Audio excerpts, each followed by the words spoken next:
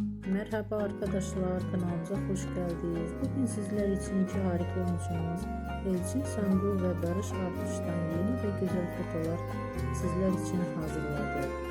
Barış Arduç dinle sevgili benim için üzülme, kiralık aşk dizisinde rol almış ve herkes tarafından çok beğenilmiş. Biz de sizler için onların güzel ve romantik karelerini hazırladık.